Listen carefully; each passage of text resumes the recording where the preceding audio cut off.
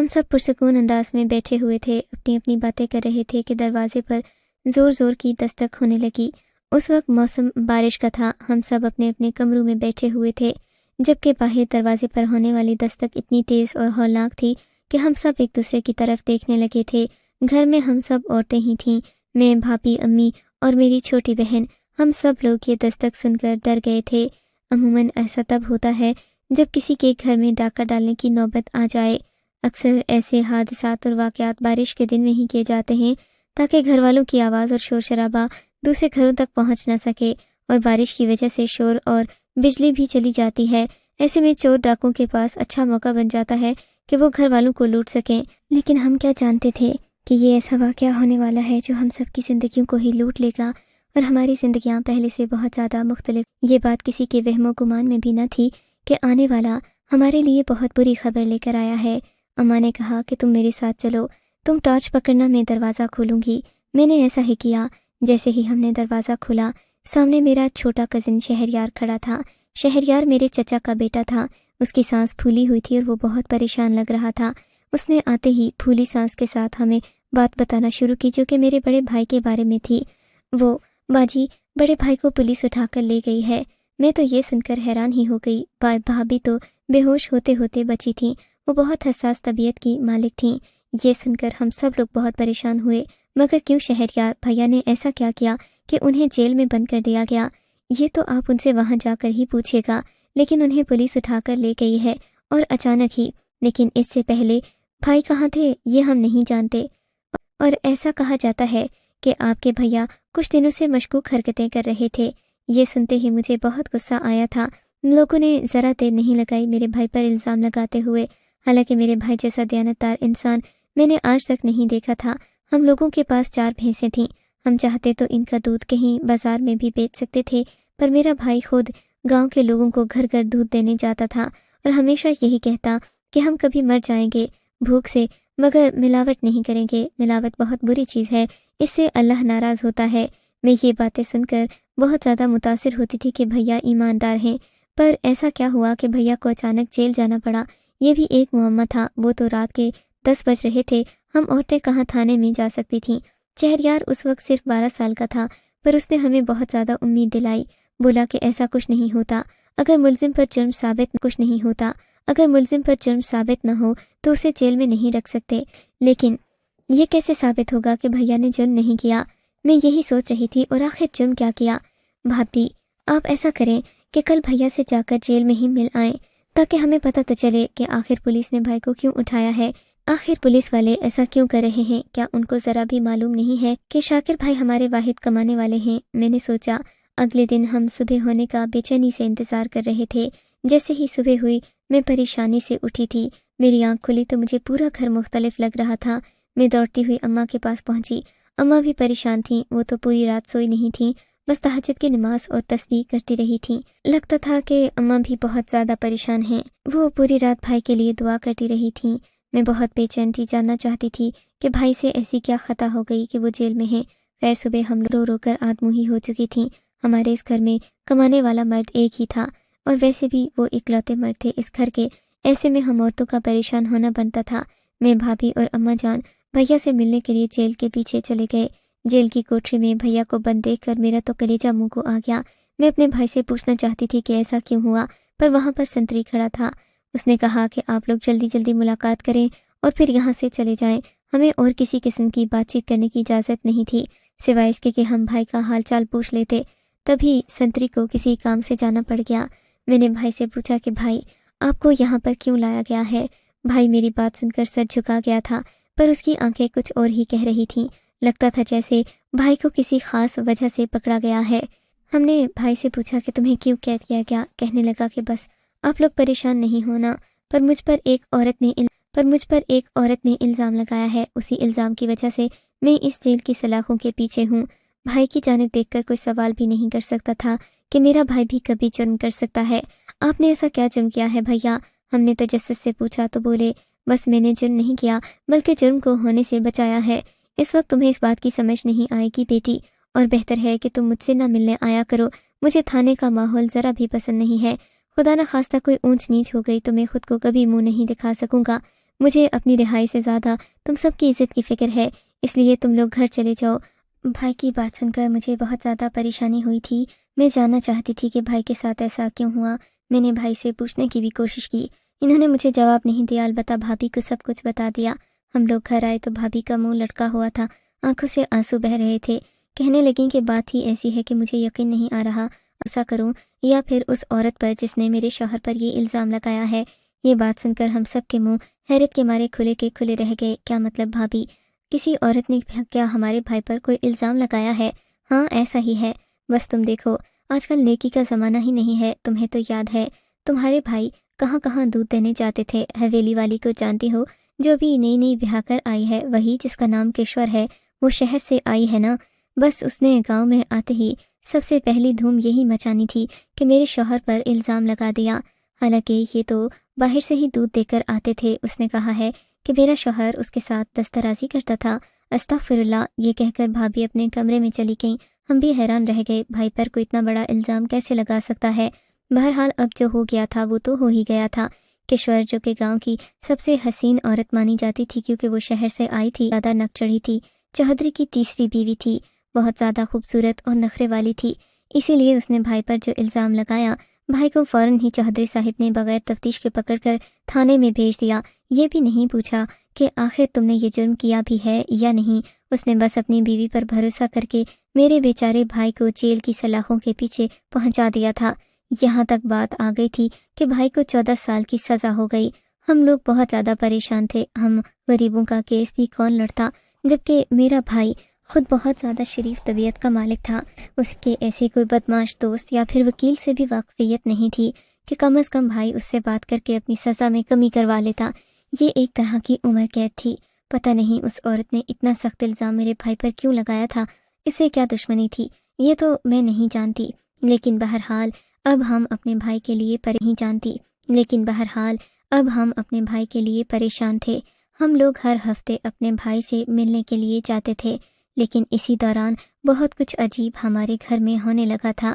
ایک رات جب کہ میں اپنے کمرے سے اٹھی، میں نے دیکھا بھابھی کے کمرے سے سخت روشنی آ رہی تھی۔ میں یہ دیکھ کر حیران ہو گئی تھی، بھابھی تو جلدی سونے والوں میں سے تھیں، آج ایسا کیا ہو گیا کہ بھابھی کو رات دیر تک جاگنا پڑا۔ میں جیسے ہی ان کے کمرے میں گئی تو دیکھا وہ کمرہ تو خالی ہے، اس میں بھابھی جان کہیں بھی نہیں تھیں۔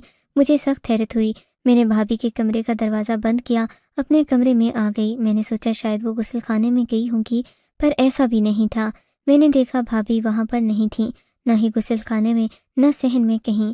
اب مجھے واقعی میں ڈر لگنے لگا تھا۔ میں نے پورا گھر چھان مارا پر مجھے بھابھی جان کہیں نظر نہیں آئیں۔ میں نے سوچا اب مجھے امی کو جگانا ہو، کہاں گئی ہیں، ہمیں اس کا پتہ لگانا تھا۔ میں نے اماں کو جا کر دروازے پر ہلکی سی دستک دی، اماں نے دروازہ نہیں کھولا۔ میں زور زور سے دروازہ پیٹنے لگی۔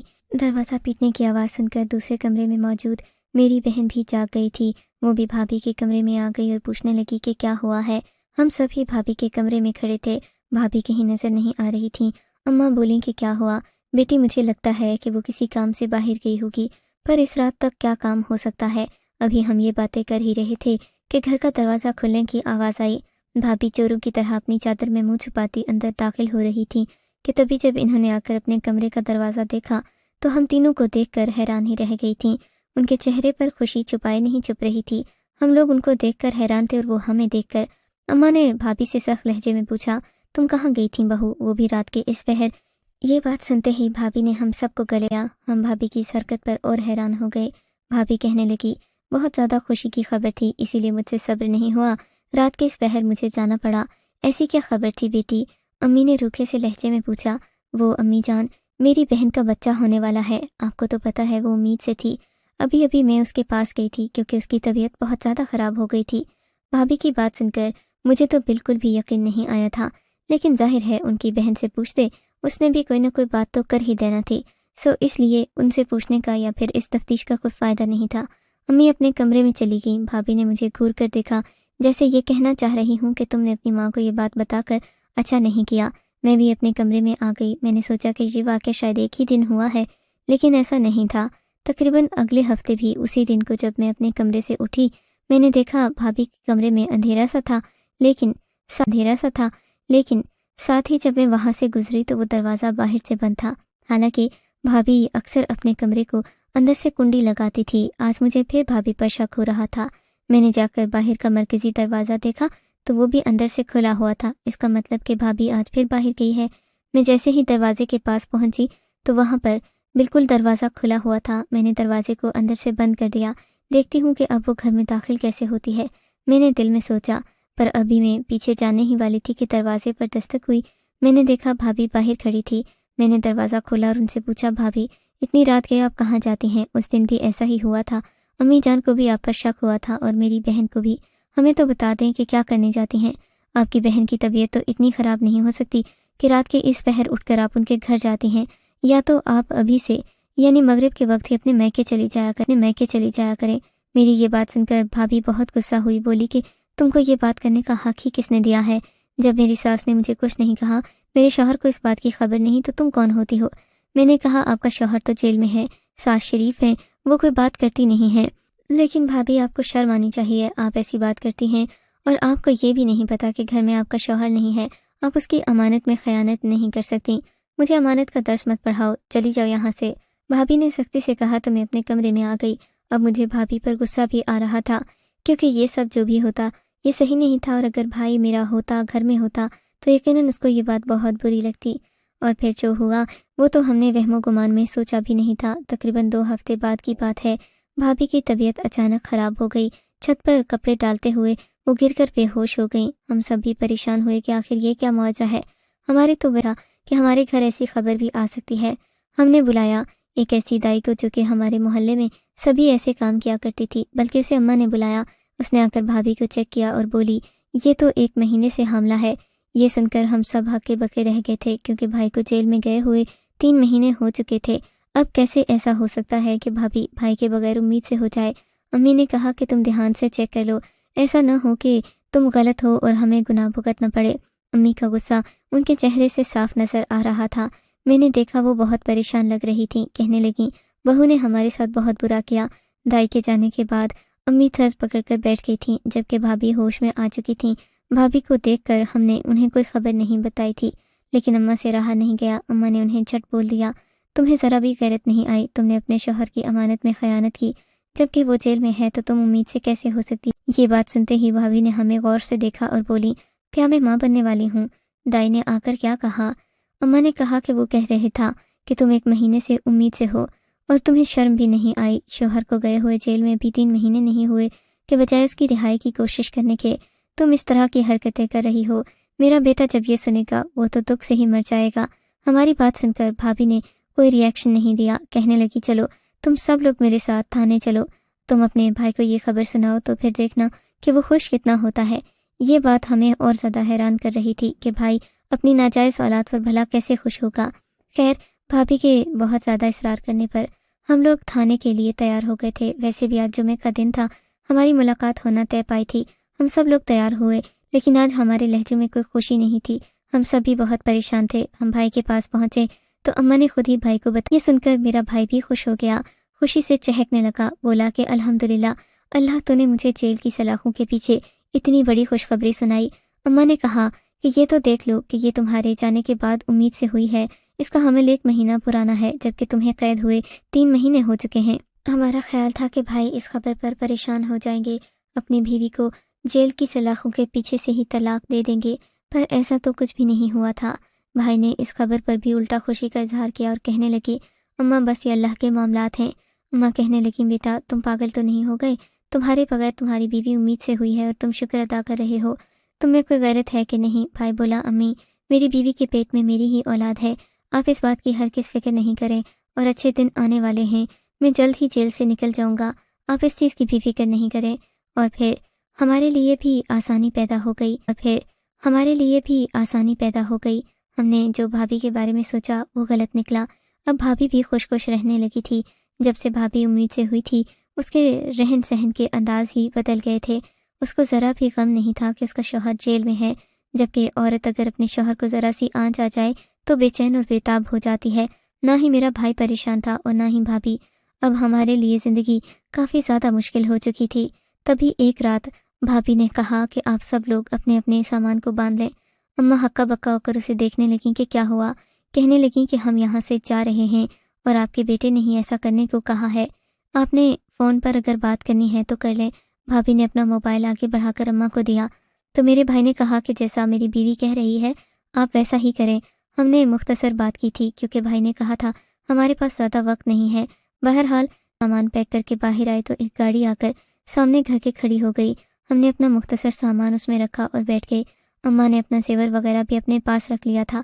ہم لوگ گاڑی میں بیٹھے اور پھر بھابھی اس آدمی کو راستہ بتاتی جا رہی تھیں۔ شہر سے، گاؤں سے کافی دور ایک بڑے شہر میں آنے کے بعد بھابھی نے اسے کہا کہ بس تم ہمیں فلاں گلی میں لے چلو۔